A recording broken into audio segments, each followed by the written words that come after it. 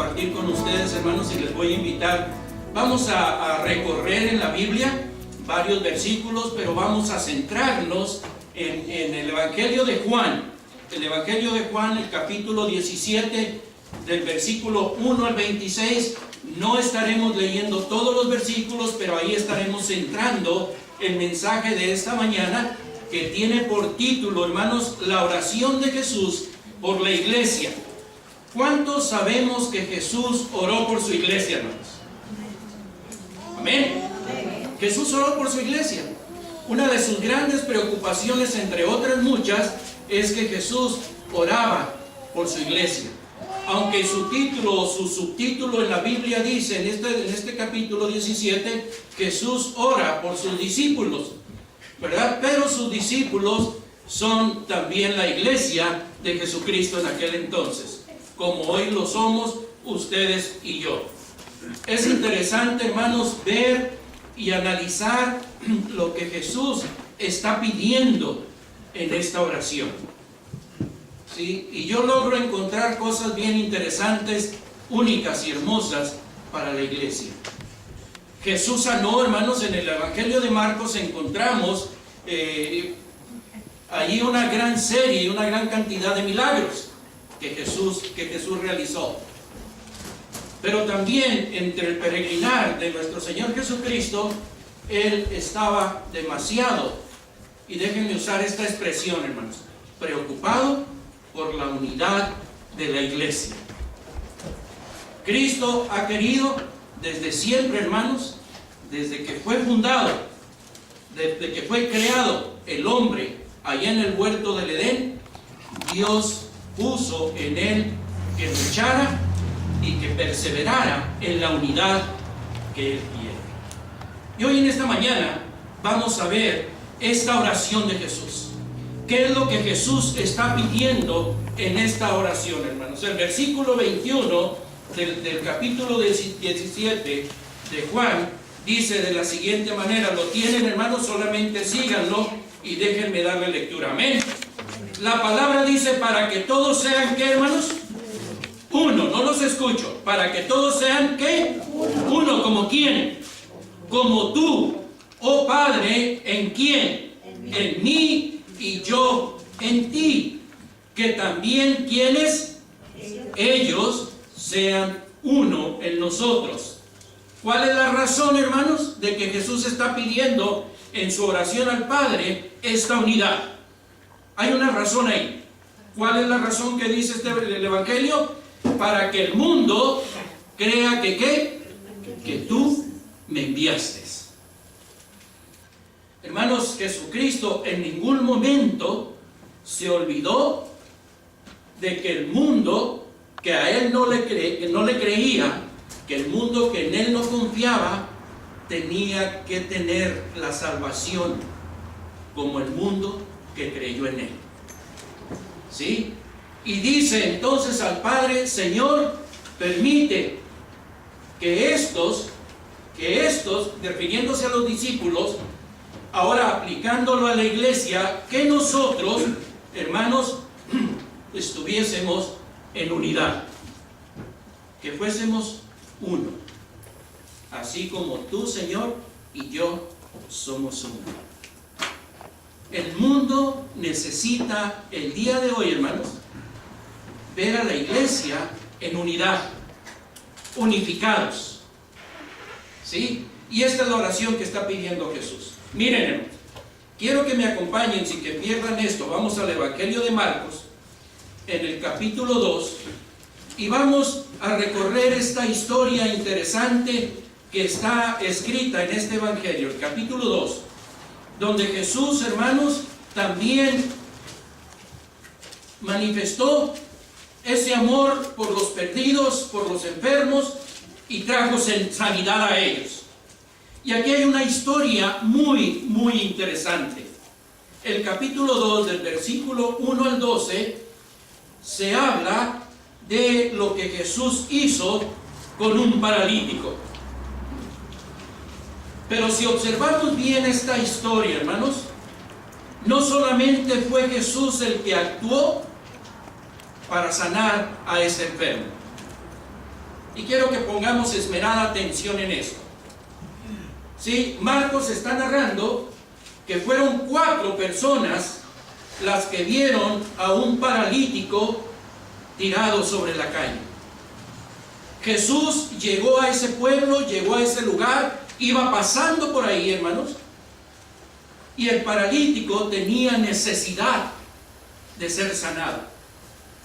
Pero qué imposible le era a él el poder llegar a donde Jesús se encontraba. ¿Cierto, hermanos? ¿Estamos de acuerdo? ¿Por qué le era imposible? Por la obvia razón de que él no podía caminar, de que él estaba postrado. Pero dice la narración del Evangelio, hermanos, que por allí pasaron 4 hombres. Y estos 4 hombres actuaron levantando a este paralítico para llevarlo a donde Jesús estaba. ¿Cómo serían estos 4 hombres? Y quiero aclarar algo, hermanos, hermanas. Cuando menciono hombre, quiero por favor que se interprete que estoy mencionando al género humano, aunque específicamente dice el versículo que eran hombres. Pero Jesús, cuando pide por la unidad, gracias, hermano, cuando pide por la unidad, no pide específicamente por la unidad del hombre, sino que está pidiendo por la unidad de la iglesia. Y la iglesia está compuesta por hombres y por mujeres. ¿Cierto es esto? Entonces quiero que nuestra mente, muchachos, hermanos, hermanas, cuando se mencione esto, no se está dejando afuera a ningún género humano, que somos 2, hombre y mujer. Pero en Cristo dice que somos uno. Amén. Entonces, hermanos, cuando estas personas se dieron cuenta de la petición que estaba haciendo el paralítico, hubo algo que se movió en ellos. Ya hemos visto que en Juan, Jesús pide por la unidad. Y la unidad, hermanos, tiene un poder. Y este poder tiene que lograr algo. Este poder tiene que lograr algo. 4 personas diferentes. 4 personas, hermanos, con un pensamiento diferente. 4 personas con un carácter diferente. 4 personas con necesidades diferentes. 4 personas que iban en camino diferente. Pero, sin embargo, estas personas se unieron para poder apoyar a aquel que tenía necesidad. ¿Es cierto lo que dice la Biblia, sí, hermanos? No importó su manera de pensar. No importó su manera inclusive de caminar, sino que estas personas, hermanos, vieron al paralítico tirado y sabían que Jesús estaba ahí, ese que Jesús que sana, ese Jesús que levantó a muertos. A ellos no les interesó que no se conocieran con anterioridad. A ellos no les interesó cómo pensaba el uno, cómo pensaba el otro. Lo que ellos vieron la oportunidad de unirse para servir a aquel que tenía necesidad. Pero también se unieron porque ellos habían escuchado que Jesús estaba ahí y que Jesús tenía el poder de sanar. Entonces, hermanos, los 4 llegaron ante el paralítico y lo levantaron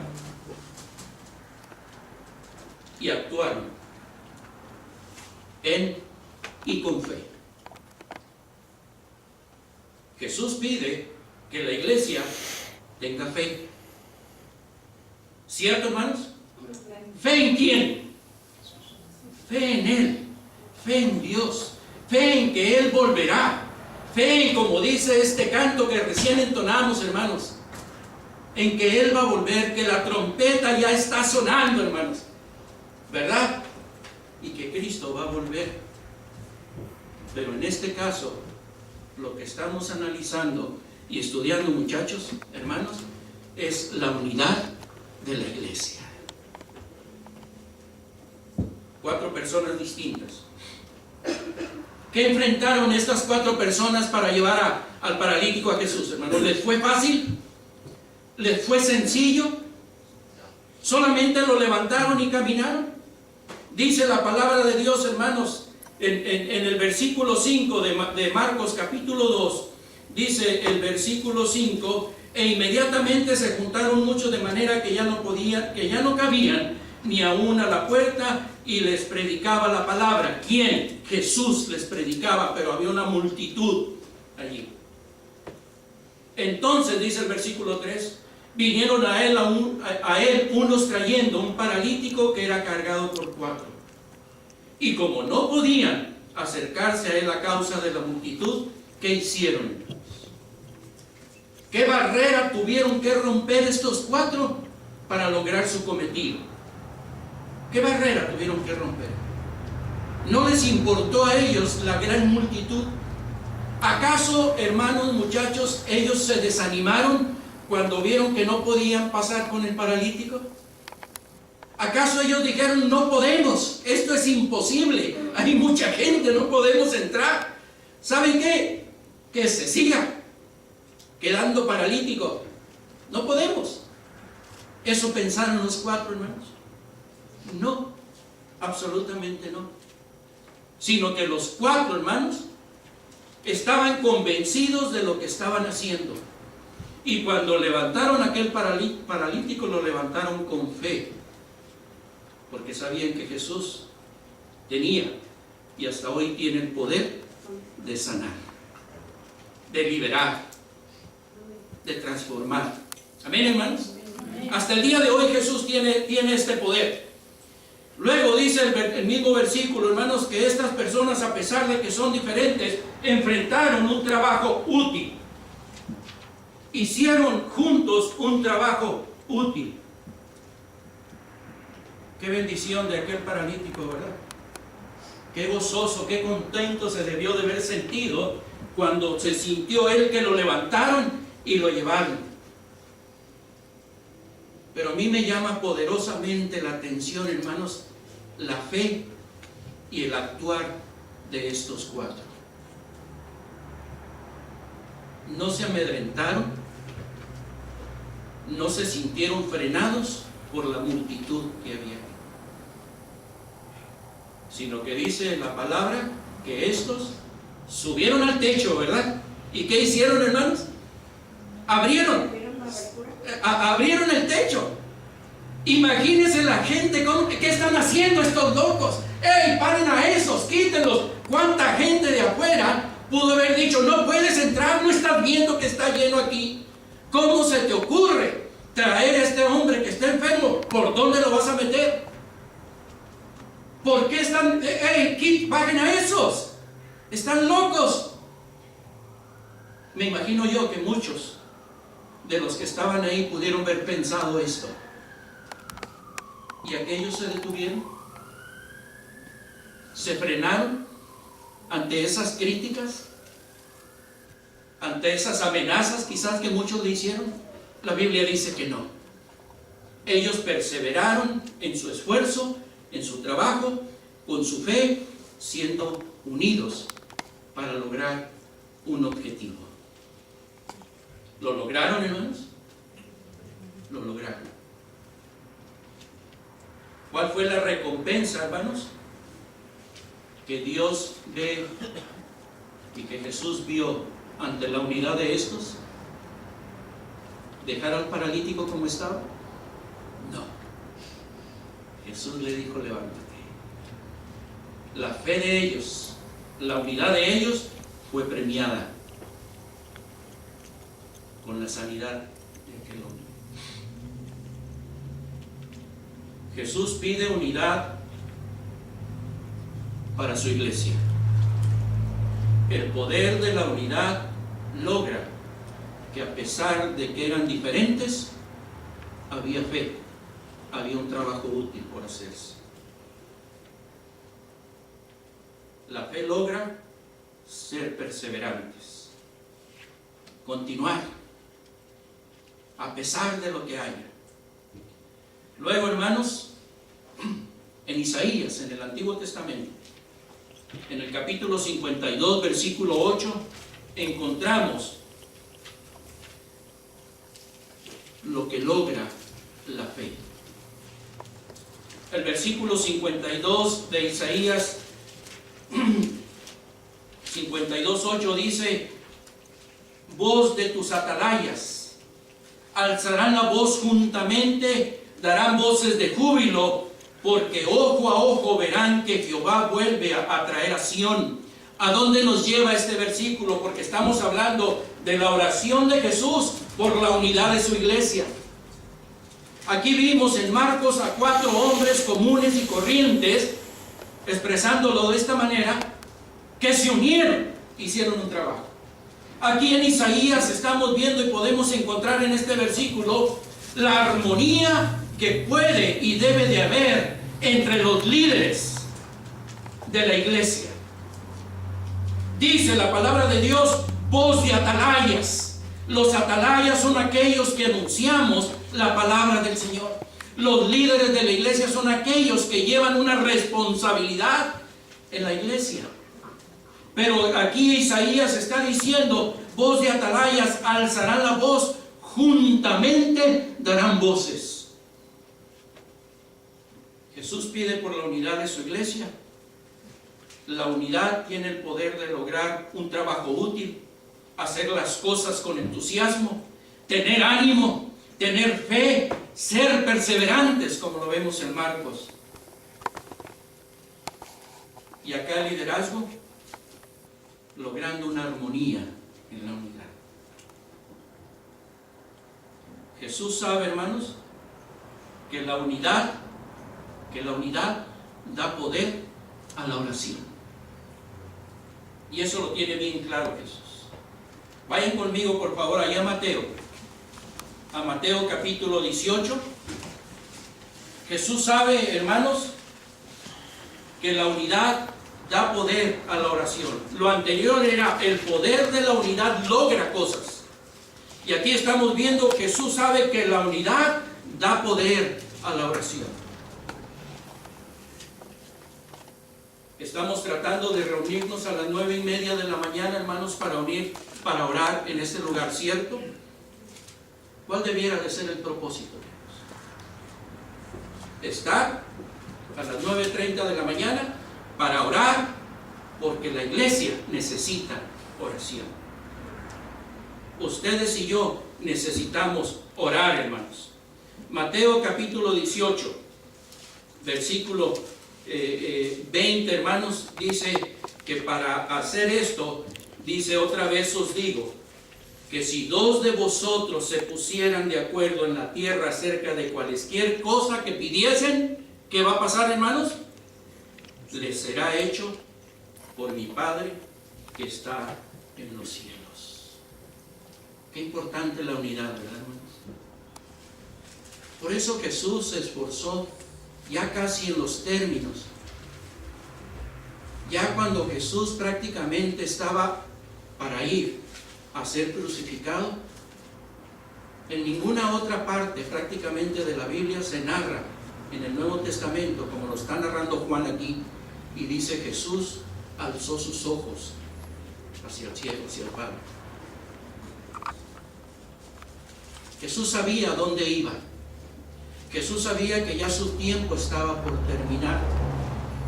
Jesús sabía que iba a ser colgado, crucificado en ese madero. Y él dice: Señor, te pido por ellos, te ruego por ellos. Qué importante, hermanos, que la primera iglesia bautista de la ciudad del Cajón viva bajo esta unidad. No importa, hermanos, cómo piense uno, no importa cómo piense el otro, no importa cómo camina el uno o cómo camina el otro. Lo que importa aquí, hermanos, es que juntos podemos hacer un trabajo útil para la gloria de Dios. A pesar de nuestras diferencias, a pesar de nuestras edades, a pesar de nuestros caracteres, juntos podemos hacer las cosas si tenemos ánimo en el Señor. ¿Cierto, hermanos? Hay que tener ánimo. Hay que estar convencidos de lo que estamos haciendo, hermanos. Debemos de tener fe en lo que estamos haciendo. Recién iniciamos un nuevo año. Y justamente hacemos planes y proyectos para ese nuevo año, ¿verdad? ¿Cómo queremos que esto se desarrolle? Tenemos que ponerle fe, muchachos. Ya entran nuevamente a la escuela. ¿Cómo quieren culminar sus estudios? ¿Con bajas calificaciones? ¿Con calificaciones altas? ¿Cómo lo voy a hacer? Ten fe en lo que estás estudiando. Ten fe en lo que estás haciendo. Y si dos se pusieren de acuerdo, dice la Biblia, lo que pidas al Padre, lo que le pidas a Dios, Él te lo va a dar. ¿Lo crees? Tienes que creerlo, tenemos que creerlo. Entonces la iglesia, hermanos, tiene que tener fe en hacer y poner en obra aquello que le ha pedido a Dios con anterioridad. Porque podemos. No importa, hermanos, lo que tengamos que hacer. No importa si tenemos que tumbar el techo. No importa si tenemos que tumbar paredes. Pero hay que llevar a los perdidos y a los necesitados a Cristo. Porque ellos necesitan. El paralítico está allá afuera, hermanos. Pero ese paralítico va a llegar a los pies de Jesús con una iglesia unida. Con la unidad de la iglesia. Es como va a llegar.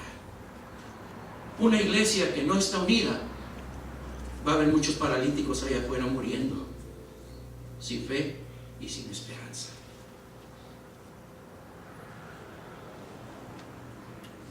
Dios, el primer domingo que me tocó estar aquí con ustedes, hermanos, me tocó escuchar al hermano que dijo: Dios me hizo único.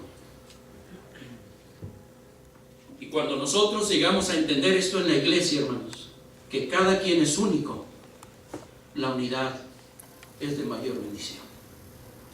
Cuando yo logro entender que mi hermano, que mi hermana, que el joven, que la joven es única, es diferente, pero que estamos unidos en amor, que estamos unidos en trabajo, que estamos unidos en esfuerzo, Dios premia ese esfuerzo que estamos haciendo.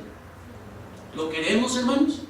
Amén. ¿Anhelamos esta bendición del Señor? Amén. Necesito buscar la unidad, pero no solamente buscarla, hermanos. Aquellos hombres vieron al paralítico y para ellos debió de haber sido fácil tomar otro camino, ¿cierto? No les hubiera importado la situación. Pero aquellos 4 hombres, sin conocerse, sin saber quiénes eran entre sí, se miraron y vieron la necesidad que había de este hombre, y juntos los 4 se agacharon y levantaron al paralítico y lo llevaban por la puerta. No pudiendo entrar por la puerta, dijeron: lo vamos a llevar porque él necesita de Jesús. Por eso rompieron el techo, hermanos. Se atrevieron a hacer lo que los demás no quisieron hacer. Como iglesia, ¿nos atreveremos a hacer algo, hermanos? ¿Podemos atrevernos a hacer lo que los otros no están haciendo? Para eso necesitamos estar unidos. Como líderes, como creyentes en general, como iglesia, necesitamos estar unidos. El anhelo de Jesús para los suyos, ¿cuál era, hermanos? ¿Cuál era el anhelo de Jesús? Volvamos a Juan, capítulo 17. ¿Cuál fue el anhelo de Jesús para los suyos? Volvamos a esa oración que nuestro Salvador está haciendo por su iglesia al Padre. Dice el versículo 24, hermanos, ¿lo tenemos? Quiero que ustedes observen conmigo. Y empieza Jesús, continúa la oración diciendo: Padre, aquellos que me has dado, quiero que donde yo estoy, ¿qué dice, hermanos? También ellos estén conmigo, dijo Jesús. Quiero que ellos estén conmigo. para que vean mi gloria que me has dado, porque me has amado desde antes de la fundación del mundo. ¿Qué es lo que pide Jesús para su iglesia, hermanos? ¿Qué es lo que quiere? El comercio ya ha cesado, el bullicio terminó, los talleres se han cerrado, la cosecha. El Señor, ¿qué dice el himno, hermanos?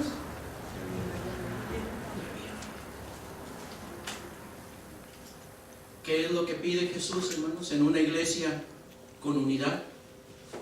Él quiere verla de esta manera. Él quiere que la unidad que está pidiendo al Padre nos lleve a hacer un esfuerzo doble y levantar al paralítico y traerlo a los pies de Cristo. ¿Sabe quién es el paralítico, hermano? ¿Sabe quién es? El mundo. El mundo. Jesús dijo en Mateo capítulo 5 en el Sermón del Monte que nosotros, la iglesia, somos la sal de la tierra. Estamos actuando como tal. Cualquier situación que se nos presenta en la iglesia nos frena el deseo de seguir trabajando, hermanos. Si estamos unidos como Cristo lo pide y desea que nosotros, no habrá barrera que nos impida salir adelante. Amén. No habrá barrera, hermanos, porque esa barrera ya fue derrumbada. Padre, aquellos que me has dado, quiero que donde yo estoy, también ellos estén conmigo. Él no está pidiendo una separación. Él está todavía haciendo más sólida la unión de la iglesia con Él. Porque donde yo estoy, quiero que también ellos estén. Vale la pena, hermanos, que como iglesia nos esforcemos a la unidad. Que nos entendamos aunque seamos diferentes. Que nos comprendamos aunque pensemos diferentes. Mateo era diferente a Lucas. Lucas era diferente a Pedro. Pedro era diferente a Moisés. Muchos años pasaron. ¿Qué hizo Dios, Jehová, Jesucristo? Los ha unido. Y cada uno, con su carácter, con su manera de ver las cosas, trabajó en beneficio de la iglesia. ¿Quieres tú, hermano? ¿Quiere usted trabajar en beneficio de la iglesia? Unámonos en el nombre de Jesús, en un solo esfuerzo, y levantemos al paralítico y llevémoslo ante Jesús. ¿Quieres, hermano? Por favor, medita con tus ojos cerrados en esta acción que aquellos 4 hombres hicieron. Cierra tus ojos, de veras te invito, y piensa en esa acción. Muchachos, ustedes me entienden, ¿verdad? Piensen en esa acción que los 4 hicieron.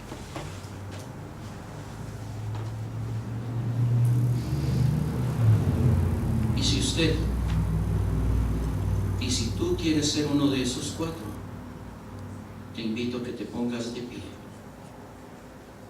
y que digas: Señor, yo quiero unirme a él o a ella para llevar al paralítico a tus pies. ¿Alguien más que quiera tomar el reto y decir: yo voy a luchar por esa unidad? ¿Alguien más? Hombres, jóvenes, mujeres, que digan: Señor.